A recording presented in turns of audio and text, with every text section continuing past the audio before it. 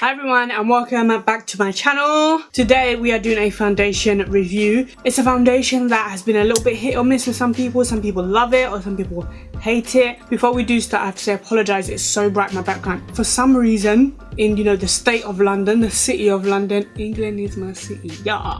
It's decided to be really bright today, so it's 27 degrees outside and I just can't help it, the sun just wants to beam through. It's just really bright behind me, just to let you guys know. Today we are going to review the Ordinary, they call it the coverage foundations. It says here that they are high coverage foundations, formulas with an SPF of 15. Doesn't say too much. Let's get the website up so we can kind of see the claims on this, and then we will really be able to know if So first off, just looking on Google, on Makeup Alley it has 2.6 out of 5. Makeup Alley is the #1 source for any kind of review you could ever want in your life, so first of all, that's not a good sign. So it says this is the high spreadability pigment suspension system with high coverage. It says that it has a pH of 6 to 7.50, which I think is super good. The pH of the skin should be about 5.5. This is available in a comprehensive shade range across 21 shades. We're going to talk about the shade range later. So it doesn't have any claims as for like the wear. It obviously just says that it's like a long wear foundation. It doesn't have any claim. I have worn it 2 or 3 times and I'm gonna be really honest guys, I don't love it. It transfers a little bit, like I feel like I'm wearing makeup. I have some of the most high coverage foundations on the market. They're so full coverage but they don't look and feel like you have makeup on. Like I just feel like even though these are supposed to be like a really watery, like lightweight formula, I just feel like I've got makeup on, and even when you set it, it just feels a bit wet. So we're gonna go ahead and get into this review. I've already put my primer on. I've used the Laura Mercier or Free primer. I'm just going to color correct and then we are ready to go. Now, I said that we would talk about the color selection because I do really feel like the color selection is quite poor. So there are 21 shades, which I do think is good, but I feel like the way they've segmented it is so weird. The neutral is very neutral. Like you guys will see, I'll probably pop the neutral on just on its own so you guys can see, and then I'll mix it with what I usually mix to kind of get my actual like skin tone. Especially when you are dealing with women of color, we have such rich golden undertones. I mean, so for every shade that you have, so for example you have 3.0R, 3.0 white, 3.1 red, but there's no 3 neutral.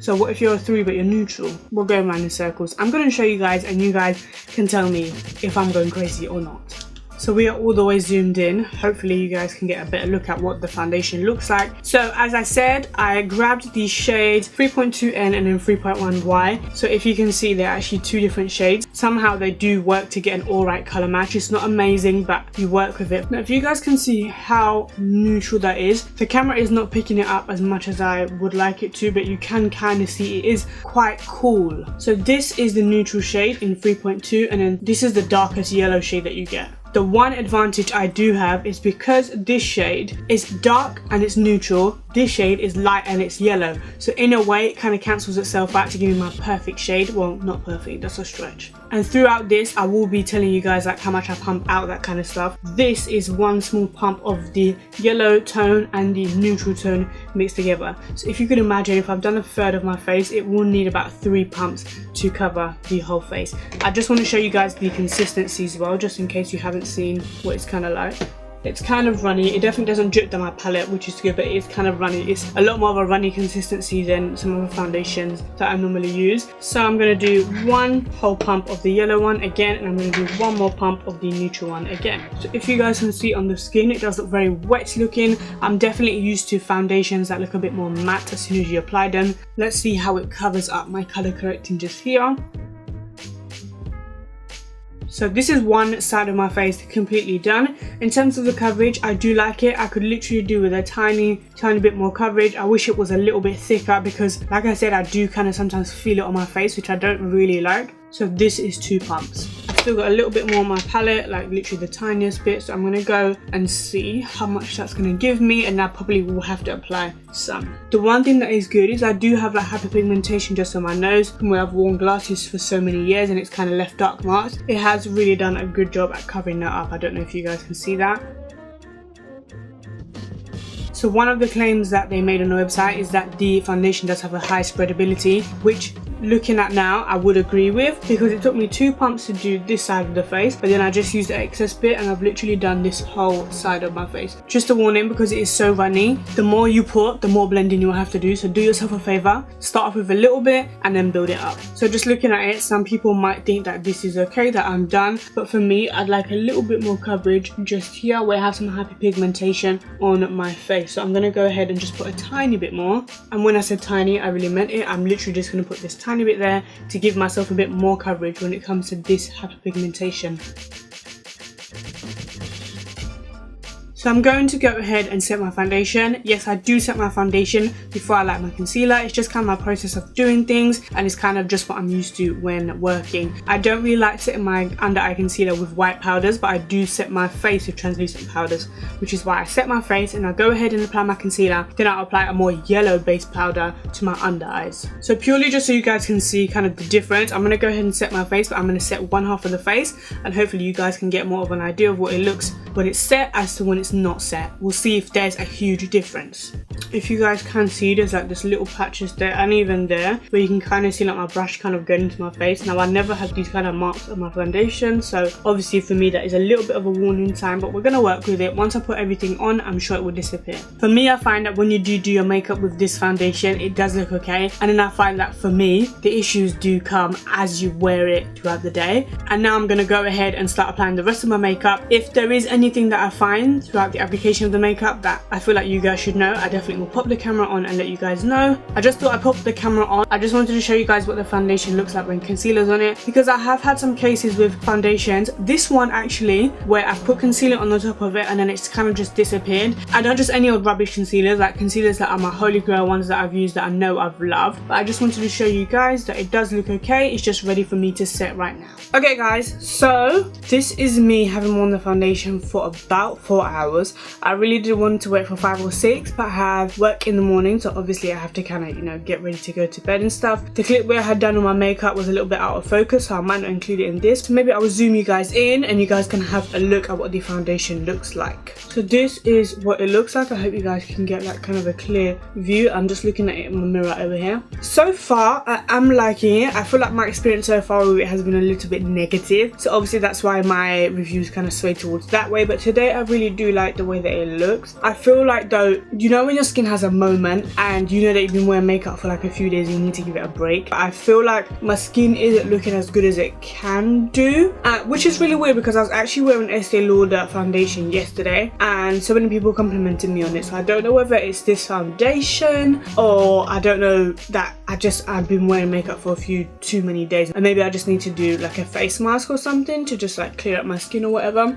But I'm just getting small like bumps there, and yesterday obviously as I said I was wearing the Estee Lauder foundation and I didn't notice anything like that, so obviously I just wanted to point that out to you guys. The one thing I would say I noticed is just the small creases in my laugh line here, which are not as bad.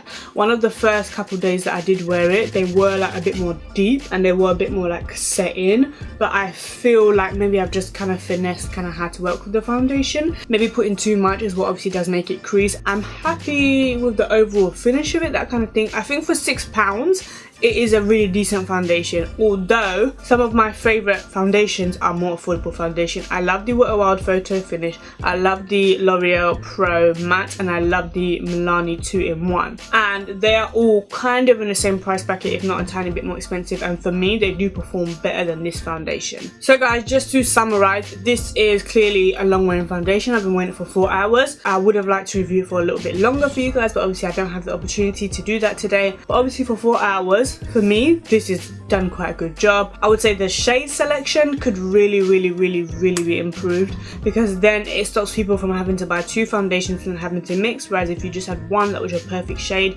you could literally, like, that would really be a bargain. If you really just had to spend £6 and you had your perfect foundation, then that would be amazing. But obviously it's £6, but then you have to buy 2 to mix, so in a sense you're paying £12, which is not bad, but do you get what I mean? It's just a bit more snappy when you're like, yeah, £6 foundation, yeah.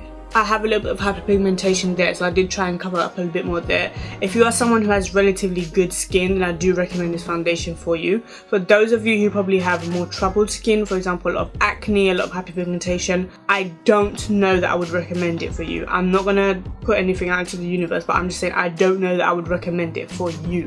because I just don't know how it's gonna work. Because as I said, the first few times I tried it, it kind of was oily, it transferred a little bit, so I don't know how it will be. Even though I have powdered it and it has set quite matte, I don't know how it performs on people who have really oily skin, because my skin is normal. For the price, amazing. I think £6 is a really great price. Someone texted me about light skin goodness, Tro and Insecure. High spreadability, of course, as I did mention, a little bit really does go a long way, I would say. So for that, thumbs up. Out of 5, I would most definitely give this foundation a 3.5 out of 5. I think to improve, better shade selection, because that always plays a part for me. I don't care if you have my shade. If you don't have a shade for people that are darker than me, or if you don't have a shade that considers different undertones, then for me, like, I have to consider that, and I have to like kind of care about that. Shade selection, slightly better coverage, and but in terms of pigmentation, it is very good. As I said, that kind of goes hand in hand with high spreadability, just a tiny bit. So yeah, 3.5, guys. I would say 3.5 for a £6 foundation is not bad for me. I'm not gonna lie. I like it. Is it gonna be in a favorites video? Is it gonna be in my holy grail foundation? No, I don't think so. But for what it is, I like it. Like, if you were like a freelance makeup artist, I definitely would consider investing in these foundations and putting them in your kit, because you could literally buy 5 or 6 or 7, put them in your kit in all the different undertones, in all the different kind of shade ranges, and you'd have things as like mixers to put in. Because it is quite runny, you could have something to thicken a foundation down. Just trying to give you guys options, you know, I'm just trying to make it work. But to conclude, I do like this foundation. Drop me any comments, guys, below if you do want to ask me anything about the foundation, because I feel like I'm missing a lot of stuff for some reason. Let me know if you guys have tried this foundation. What are your experiences with it? As I said, for oily girls, I don't know if I would recommend it. For dry girls, more so, I would kind of recommend this foundation. If you are oily and you have had a good experience with this foundation, please drop it below so you can help someone else out. Perhaps your application of the foundation will help someone else with, you know, super oily skin. So thank you guys so much for watching. Do not forget to connect with me on social media as always. If you've made it this far, subscribe to my channel, and I will hope to see you guys in the next video, which hopefully will be soon. Thanks for watching, guys. Bye bye.